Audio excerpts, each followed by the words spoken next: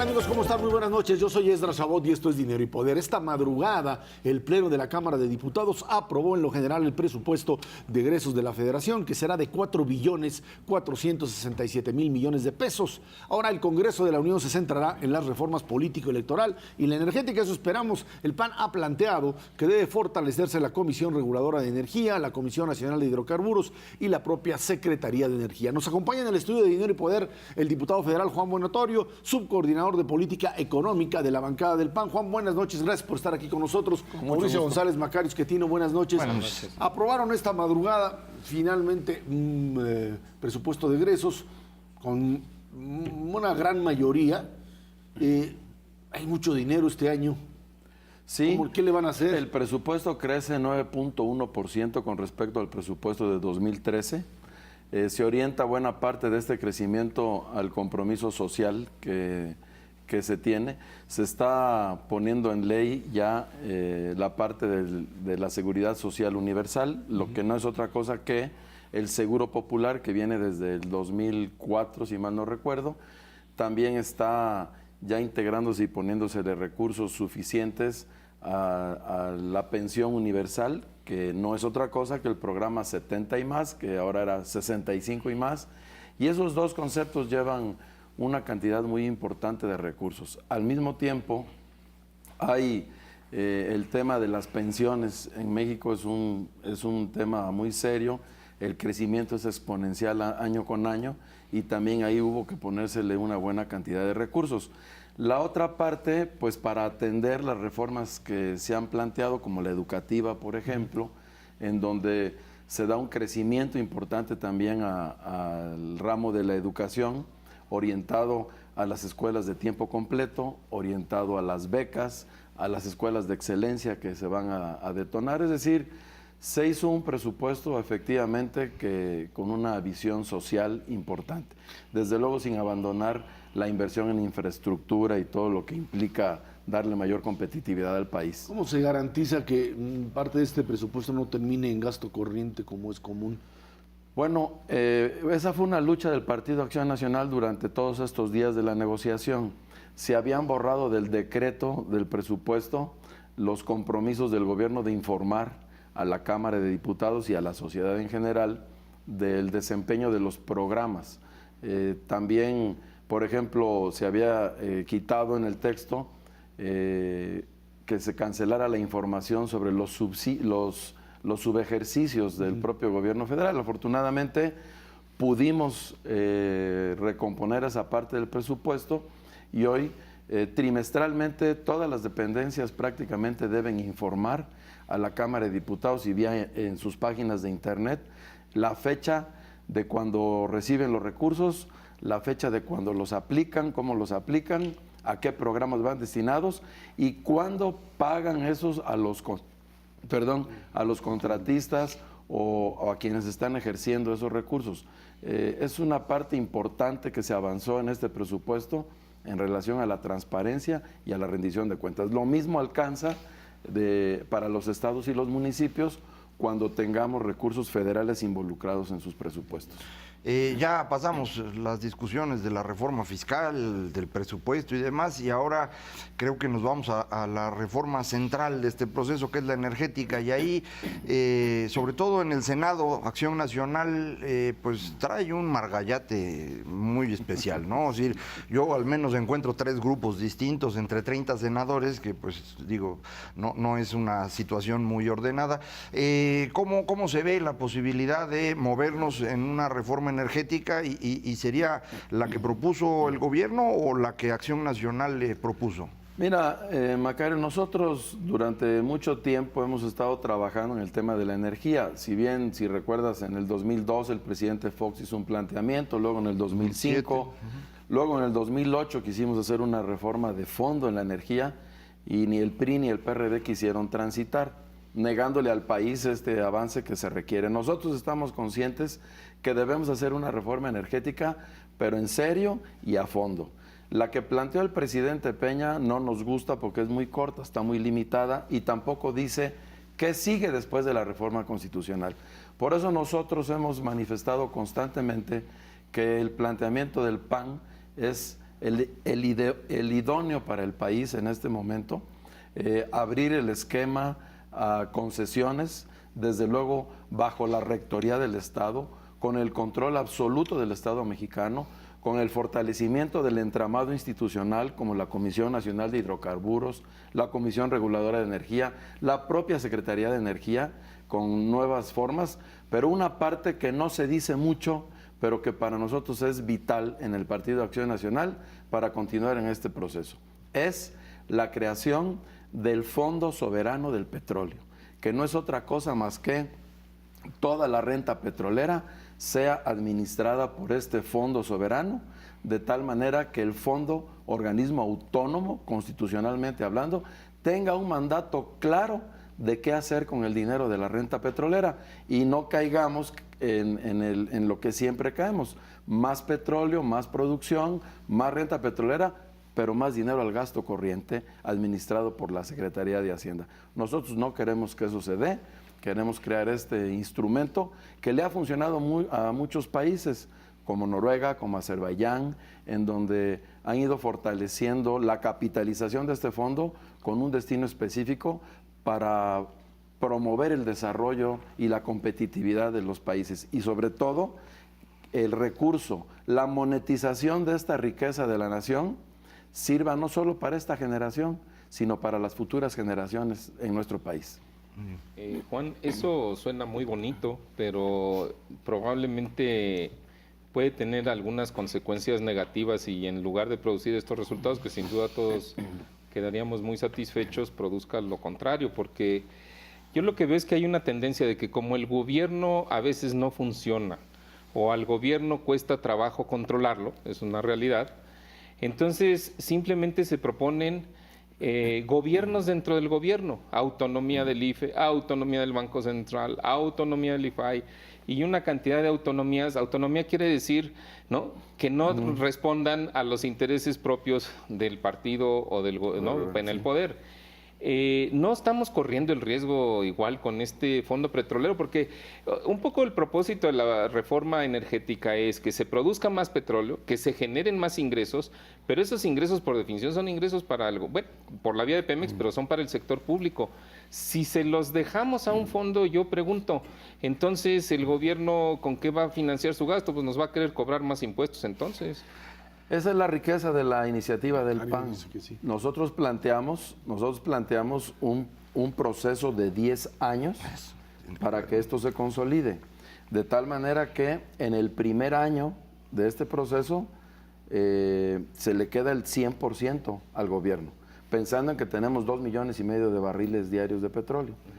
El siguiente año se reduce el 10% y el siguiente año el 10%, de tal manera que en 10 años ya el recurso de la renta petrolera esté administrada por este fondo. ¿Qué va a obligar a esto? A que hagamos verdaderamente una reforma hacendaria de fondo en el país. No podemos seguir financiando el desarrollo de México quemándonos el petróleo. Somos un país que hemos fincado el desarrollo y el gasto del país en la riqueza petrolera. Y no tenemos ingresos tributarios suficientes, traemos el 11%, entonces el resto de los países fincan su desarrollo y su gasto de gobierno o de país con base en ingresos tributarios. Pues tenemos que ir a los ingresos tributarios y aquí nos vamos a poner una camisa de fuerza para cumplir con esa regla, que es una regla internacional al que debemos aspirar. Pero si me México. permiten mis colegas, pero algunos de sus compañeros de partido pues pusieron el grito en el cielo precisamente por el que el gobierno quería cobrarnos más impuestos. Entonces, ahí es donde yo a veces me pierdo porque como que no entiendo dónde está la cuadratura del círculo. Yo estoy de acuerdo en que hay que pagar más impuestos, pero el problema es que pues a veces los legisladores no. No, el tema es cómo se diseñan los impuestos. Y nosotros consideramos que en esta forma, como planteó la ley de ingresos el gobierno, en esta parte, no fue una forma adecuada. Agarró de chile, de dulce y de manteca y dijo por aquí saco, pero sin una estrategia, sin un diseño correcto institucional. ¿Por qué no le damos capacidades tributarias a los estados y a los municipios? ¿Por qué no vamos a hacer que todos paguemos impuestos? en impuestos al consumo.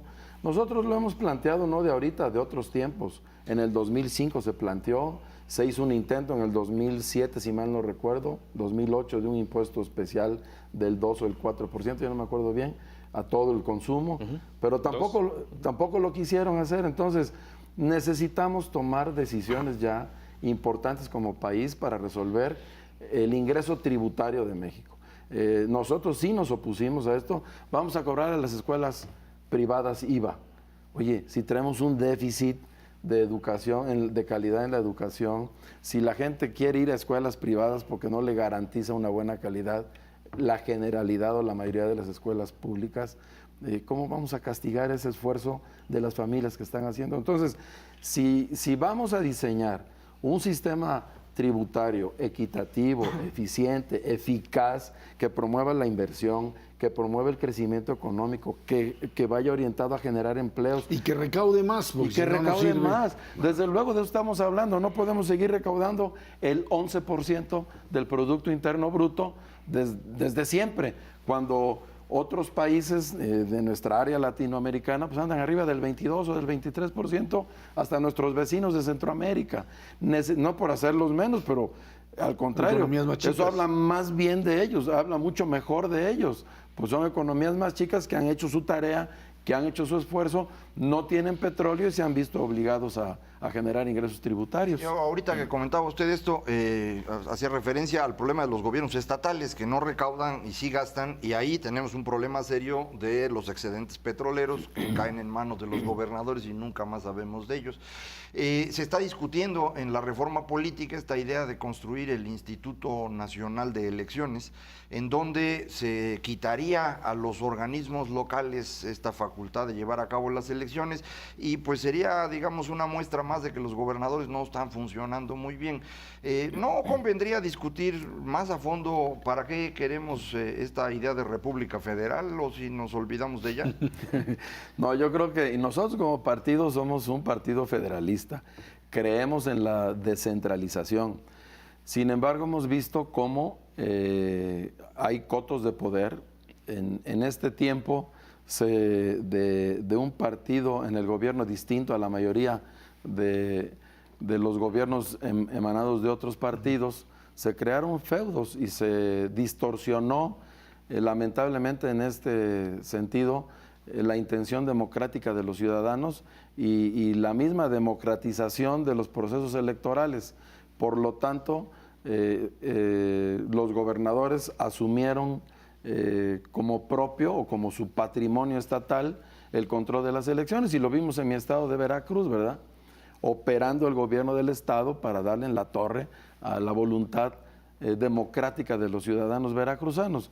Y eso está pasando en muchos estados, por no decir casi en la generalidad, en la mayoría o en todos, no puedo decirlo, pero esa es la percepción que se tiene. Lo que ha pasado con los institutos electorales locales, pues ha venido a redundar en que el gobernador quita y pone. Ahora en la última elección que tuvimos en Veracruz, pues sucedió lo mismo.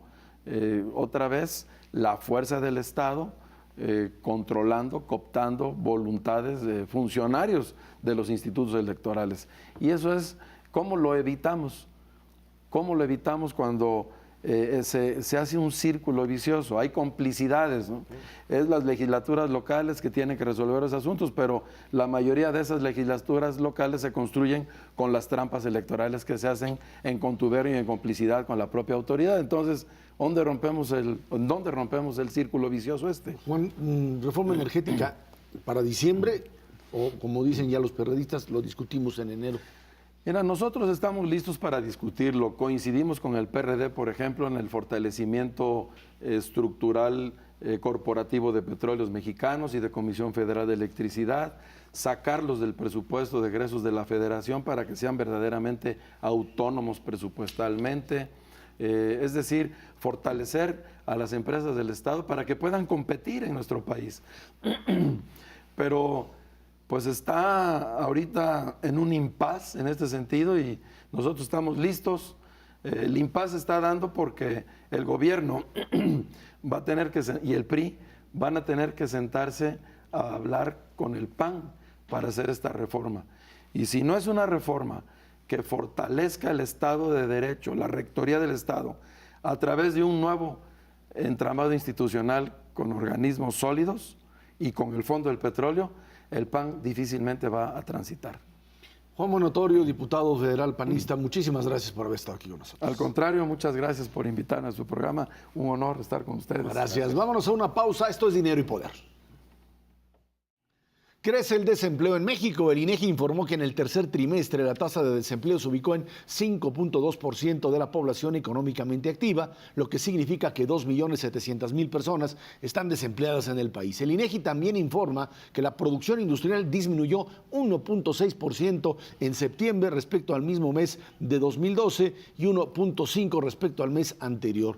Pues datos que hablan de esta parálisis económica en el país, que primero se habló de desaceleración, hubo incluso quien dijo esto ya es recesión y pues estuvo ahí en la rayita. Esperemos que ahora entre el Buen Fin y la temporada navideña pues, podamos empezar a crecer y ahora sí a generar un poco más de empleos y también de actividad económica en general, que algo pasó pero se nos vino para abajo fundamentalmente en construcción, Mauricio. Sí, así es, Ezra. La verdad, en cuanto al comportamiento de la actividad económica en estos primeros 9 meses del año, no estuvo en la rayita la recesión, estuvo bien claramente identificada. El INEGI en su indicador coincidente, que es un indicador donde mensualmente sigue la actividad económica general, pues hay un acuerdo, es una cuestión convencional de que si durante 9 meses seguidos, o sea, sucesivos, disminuye ese indicador respecto al mes previo, ahí ya puedes declarar una recesión. Y esto viene haciéndolo pues más o menos como desde octubre, noviembre del año pasado, y parece que ya en septiembre se detuvo, pero todavía no estamos seguros. Habrá que confirmarlo con la información de octubre. Lo que sí es un hecho es que el sector que ha salido más lastimado, el lastre, el ancla que está deteniendo el avance económico es el sector de la construcción. Primero lo hizo en la primera parte del año por la caída de la construcción pública, ¿no? Es explicable porque, bueno, es cambio de gobierno y también porque le metieron el freno quizás en la Secretaría de Hacienda para no gastar demasiado porque sabiendo que no iban a tener los ingresos de la vía de los impuestos suficientes. Pero también está el problema de la vivienda. El problema de la vivienda no se soluciona y eso lo que está haciendo es obstaculizar la construcción privada y no se soluciona porque hubo este cambio de reglas de que ya no se quiere, la autoridad no quiere, las autoridades no quieren que las ciudades sigan extendiéndose horizontalmente, sino que más bien se empiecen a construir donde hay casas, que se construyan edificios para incrementar la densidad de la vivienda.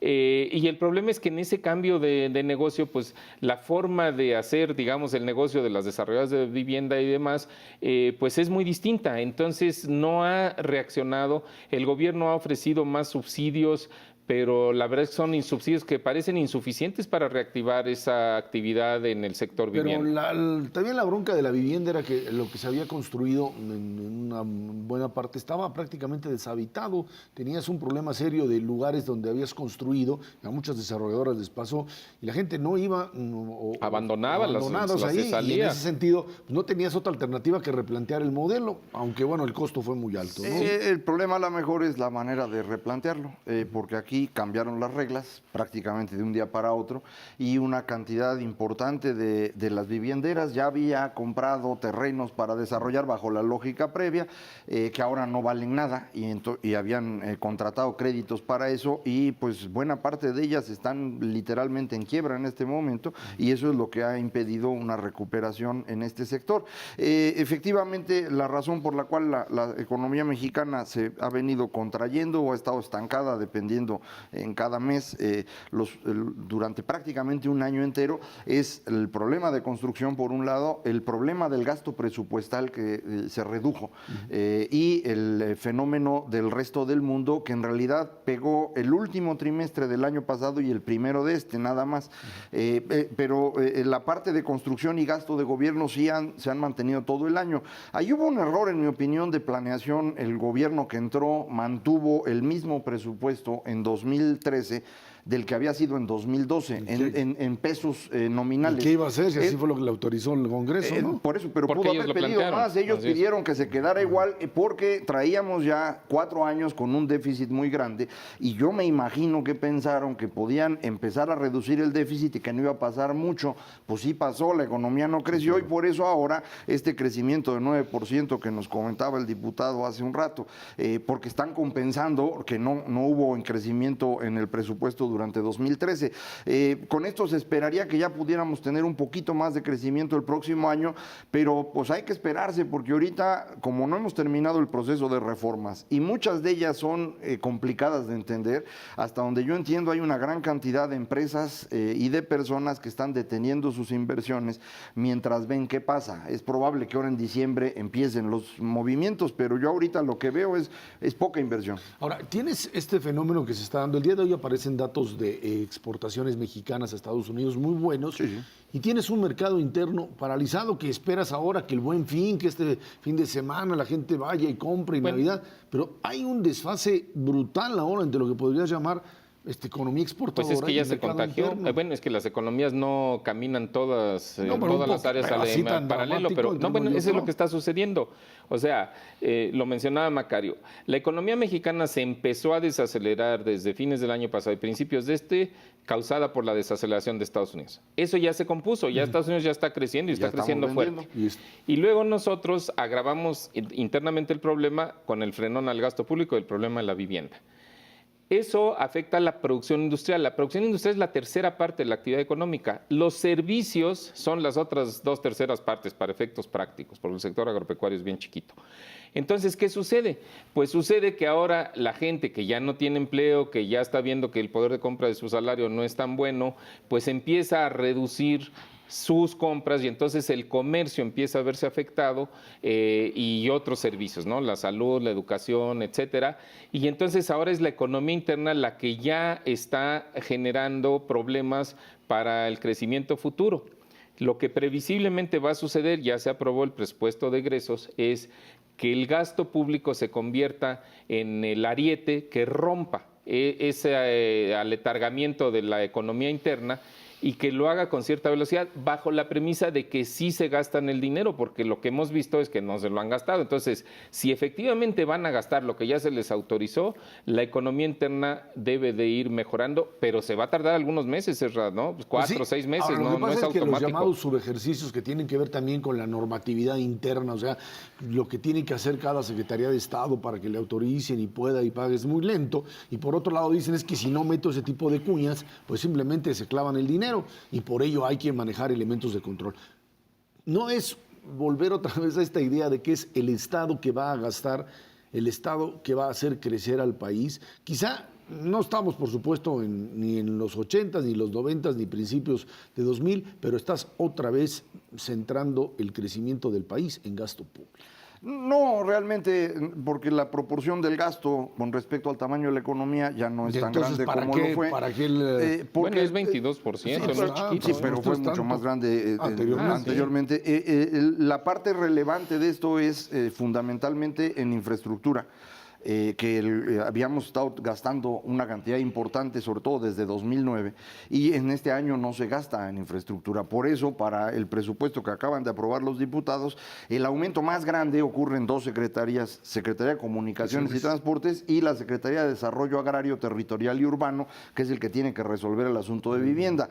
Porque lo que se espera es que se abra la forma de invertir para que empiece a haber más inversión del sector privado bajo una lógica que ya esté clara. Porque ahorita, por ejemplo, ¿cómo invierte el sector privado en vivienda si las reglas pues no están claras?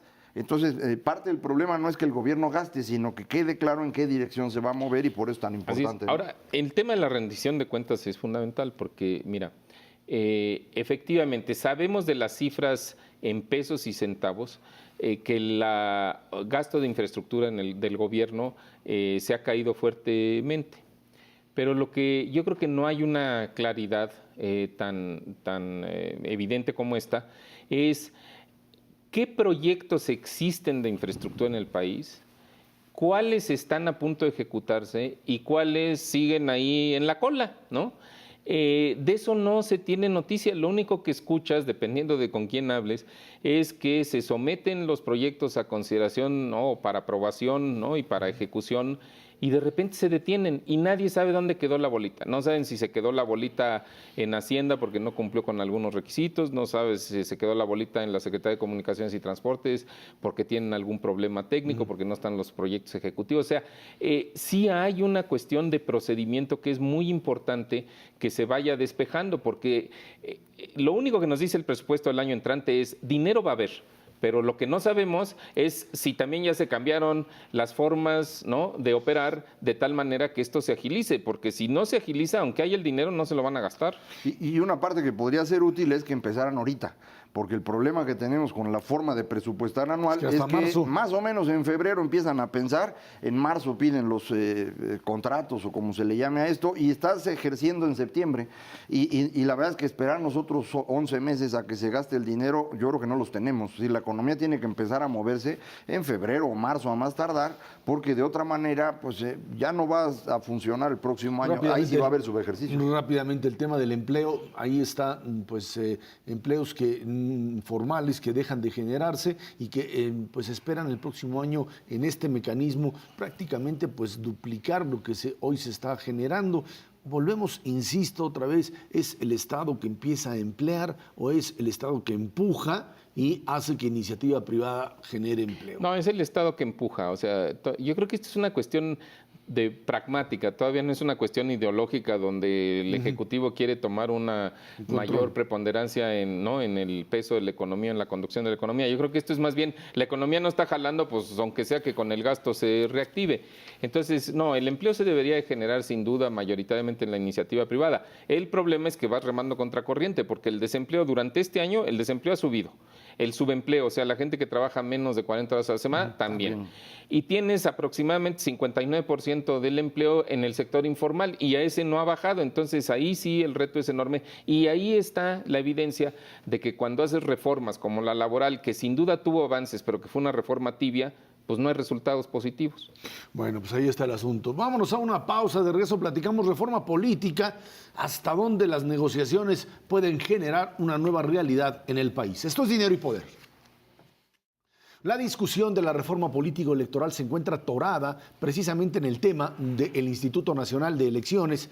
Esto tiene dividido a los partidos políticos, al menos en el Senado de la República. El PRI asegura que en las próximas horas habrá un anteproyecto de dictamen listo que integre las diferentes propuestas. El PAN, por su parte, condiciona que no entrará al tema energético si antes no hay una reforma político-electoral y se centrará en la creación de este Instituto Nacional Electoral. La desaparición de los institutos estatales electorales locales pues está allí presente como parte de esta discusión. Para el PRD hay división entre quienes apoyan a la creación del nuevo instituto y todo este asunto de bloquearlos. Aquí lo interesante es que el tema de la reforma política se está discutiendo más en función de qué va a pasar con la energética que en función de las necesidades propias de una reforma política. O sea, es obvio que el gobierno lo que está diciendo y el PRI es ya apúrenle y díganme qué quieren para que podamos pasar la reforma política rapidito, a ver, ya luego vemos qué hacemos y nos vamos a la energética, que esto tiene que salir al menos en diciembre. Mientras tanto, bueno, pues esto lo aprovechan PAN y PRD para irse, pues ahora sí que por la grande, y decir Instituto Nacional de Elecciones, desaparición de los institutos estatales electorales y funcionamiento con las delegaciones del IFE, el asunto de la reelección de ciudadanos, incluso la segunda vuelta que el PRI le dice de ninguna manera, esto es suicida para nosotros, pero la verdad es que yo no sé si se está diseñando una reforma política en función de las necesidades de representatividad y nuevo acuerdo de régimen, o realmente estamos presionando para decir, a ver qué te doy rapidito, porque nos vamos a la energética, ¿no? Sí, la reforma energética es la importante para el gobierno. Alrededor de esta reforma se pensó todo el proceso que hemos estado viviendo durante este año y es determinante para el cambio de expectativas sobre el país, aunque sus efectos inmediatos en materia económica no sean tan grandes como se está diciendo, sí van a cambiar la percepción que se tiene sobre México y por eso es tan importante para el gobierno. Y la única forma de que salga es con acción nacional, eso está más o menos claro, el PRD no quiere entrar en este proceso. De hecho, lo quiere posponer. Ellos lo que están haciendo es ver si pueden mandarlo para otro tiempo significa nunca. Entonces tiene que salir en este momento, por eso al PRI le urge. Pero durante este año en las elecciones que hubo, tanto PAN como PRD se quedaron enojados y por eso empezaron a exigir esta reforma político-electoral que creo que no era parte de la idea básica con la cual se inició el proceso de reformas. Metieron ahí todo, como se les ocurrió.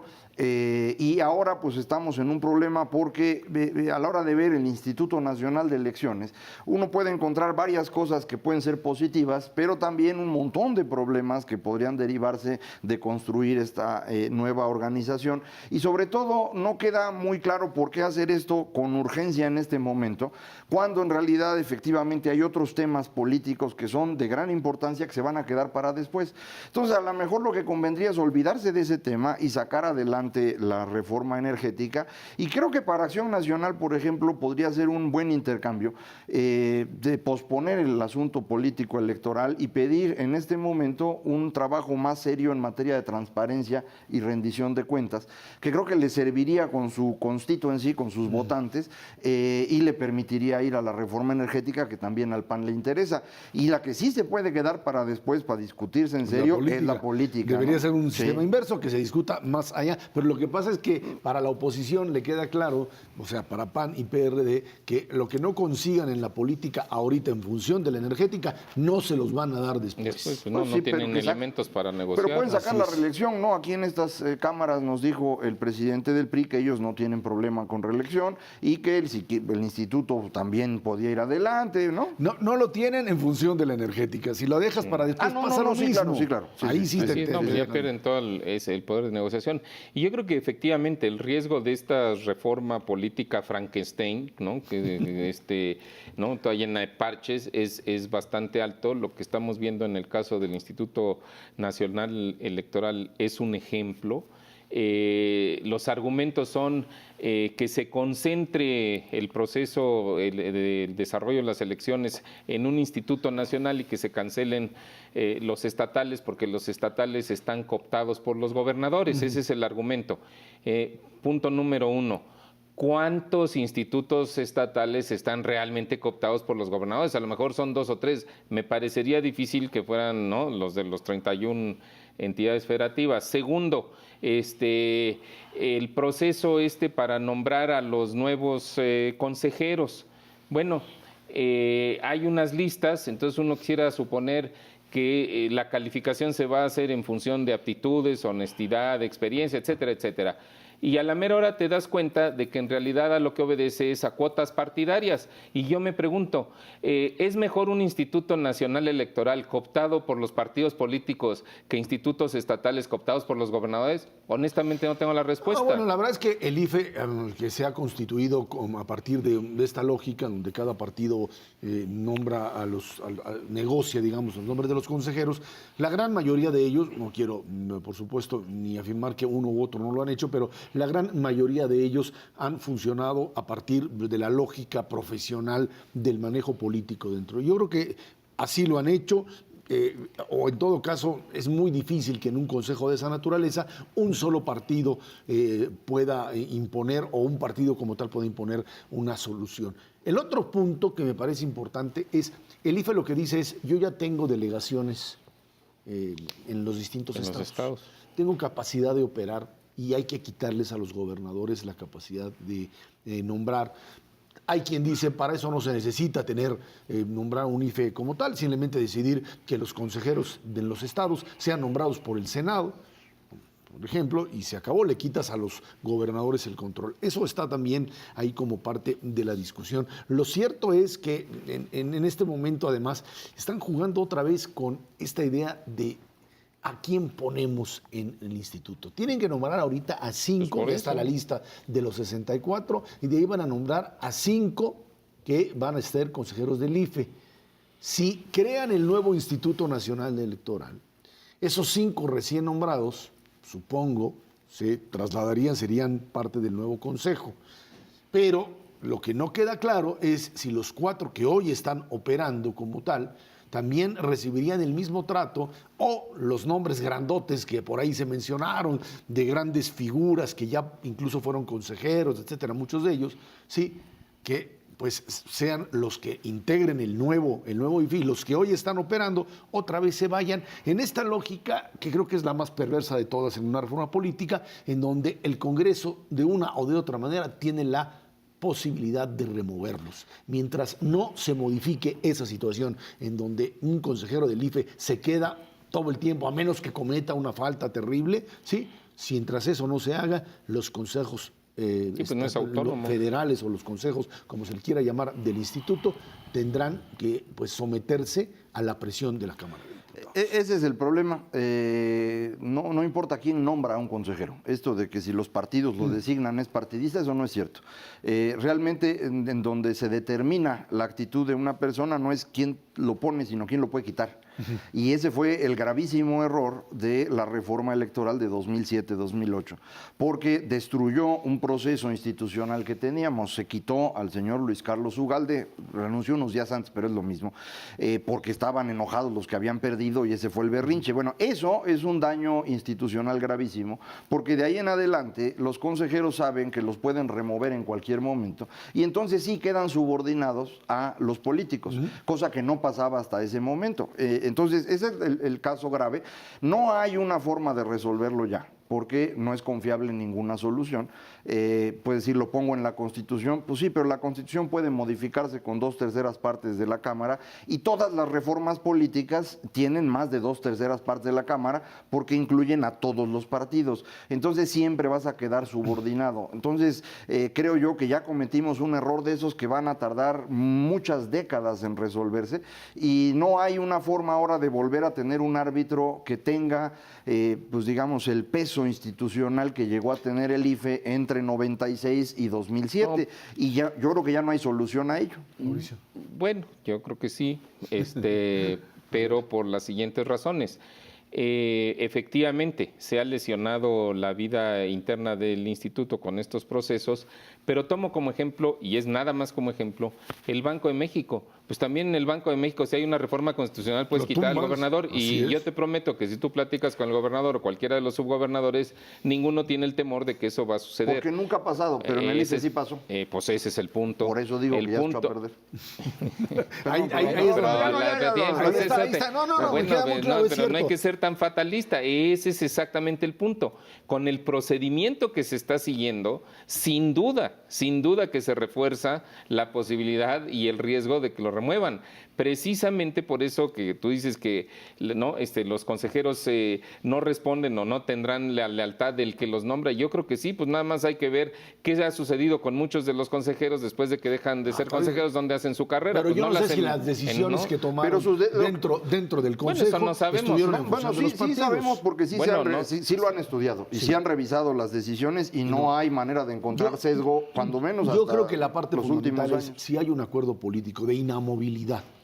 Yo sé que se puede modificar también lo del Banco de México, pero si hay un acuerdo político donde se reconozca claramente que a partir de este momento, consejeros que sean nombrados por el periodo de 4, 5, 6, 2 años que sean, son inamovibles a menos que tengan faltas graves, etcétera. Le das certeza al instituto, le das posibilidad y fuerza, y en un momento determinado corriges la situación, o al menos comienzas, Macario, a corregir la situación. Si no, pues ya cierra el país y acabamos, Macario. No, simplemente Empezando lo por que Pemex. mi argumento es no podemos confiar en eso.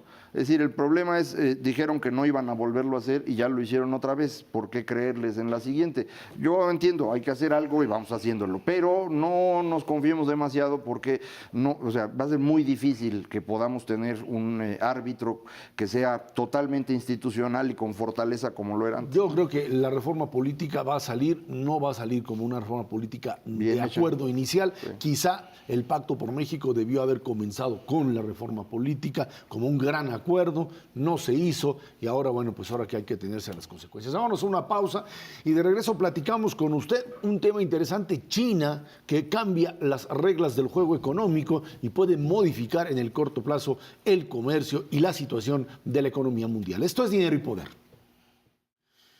Este fin de semana se realizó el tercer pleno del 18º Congreso del Partido Comunista de China, en el que se discutieron las reformas económicas que se instrumentarán durante la presidencia de Xi Jinping.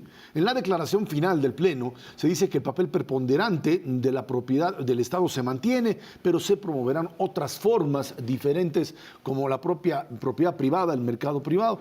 Hay un sinnúmero de interpretaciones con respecto a lo que pasó en China, Mauricio, en donde en un primer momento se decía esto es abrir con todo y que mantienen el control centralizado de la economía, lo abren para distintas áreas, que el sector campesino que ha sido abandonado se incorpora, y de repente al cierre de este pleno, muchos de los analistas que conocen bien el asunto dijeron no están diciendo claramente por dónde lo van a hacer y cómo lo van a hacer, y por eso no les creemos. Ahora sí que como a congresistas mexicanos.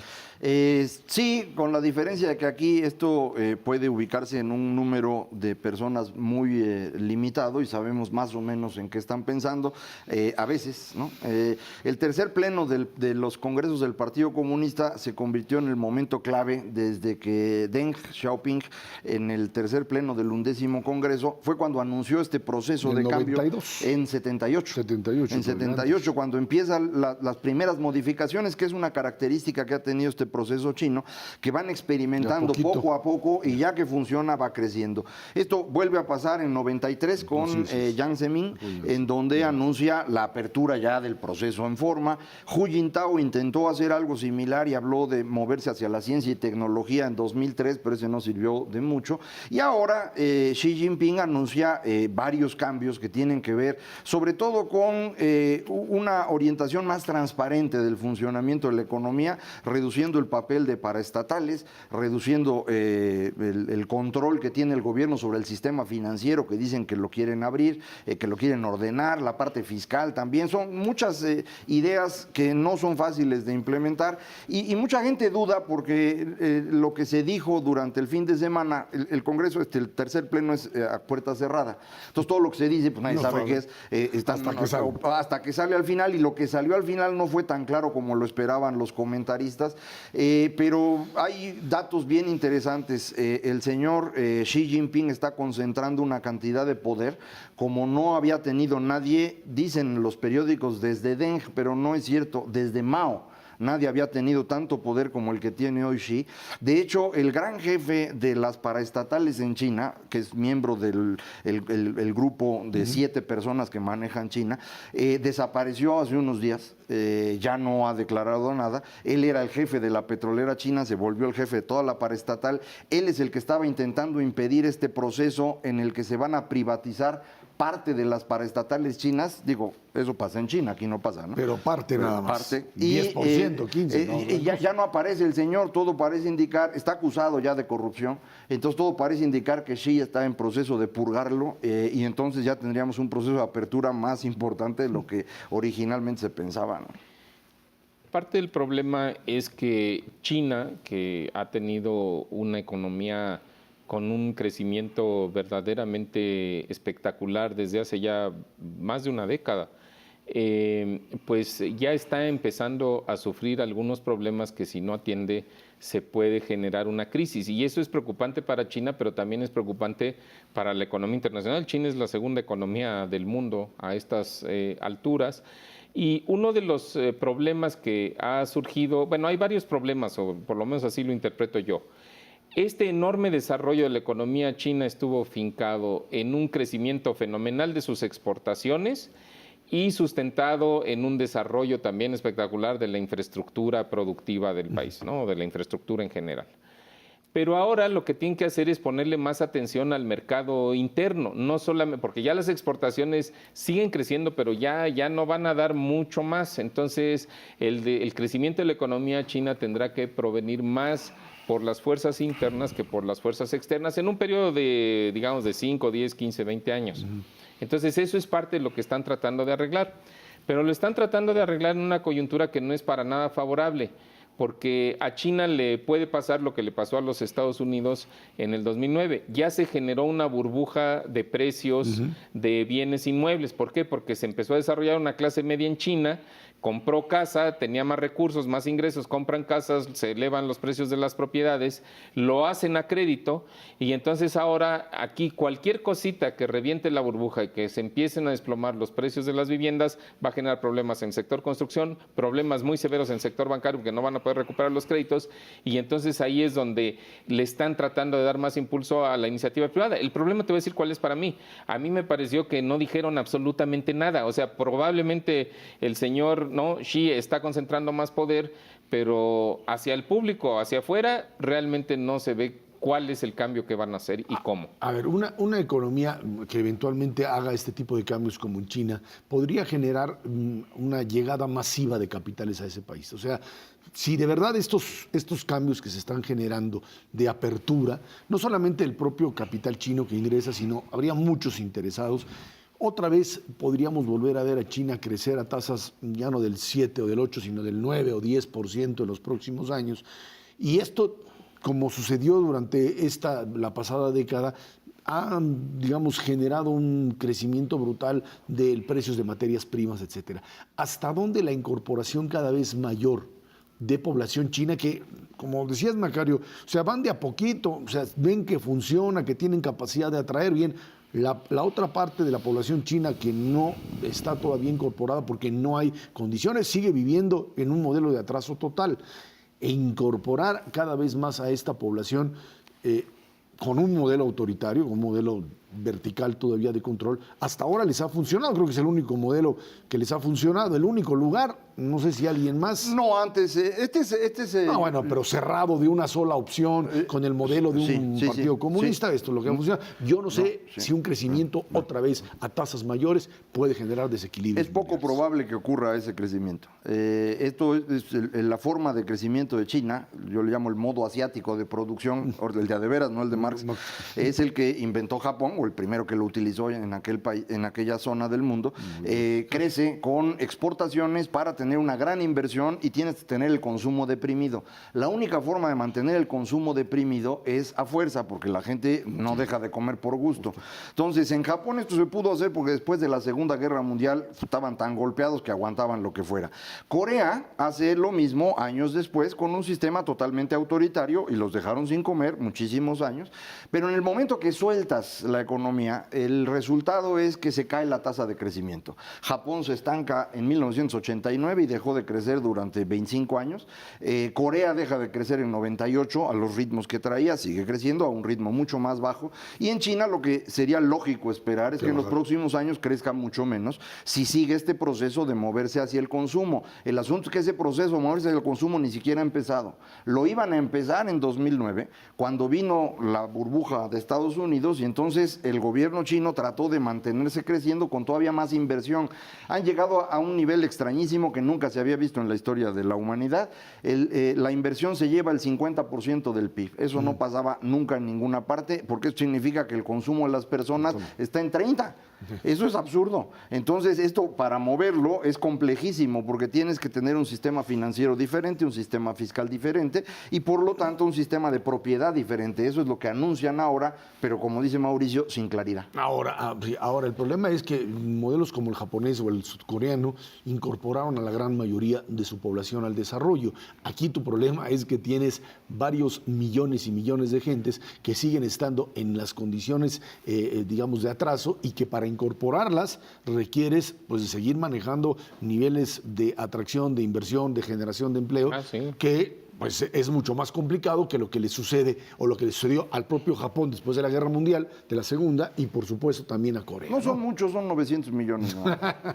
Qué bueno. No, sin duda. Ahora, eso no le sucede solamente a los chinos, pues a nosotros nos pasa igual. Nosotros somos un país hablando de nuestra población, mitad pobres, mitad clase media. Y para incorporar a los pobres a la economía de mercado y salir sacados de atraso, pues también Pues hay sí, nada más hacer que cosas aquí la diferentes. diferencia es que podemos discutir lo que sea, pero esto es un sistema democrático que a veces incluso vuelve complicada la toma de decisiones. Yo recuerdo que Vicente Fox se quejaba con el asunto del aeropuerto de que iba a China y allá en China le decían, pues ¿cuál es el problema? Le decimos quítese y se quita y hacemos el aeropuerto ahí encima de su casa, cosa que aquí no puedes hacer. En China hay alrededor de 100,000 conflictos sociales al año por ese tipo de decisiones, pero como el sistema es autoritario, pues aguantan vara o se mueren.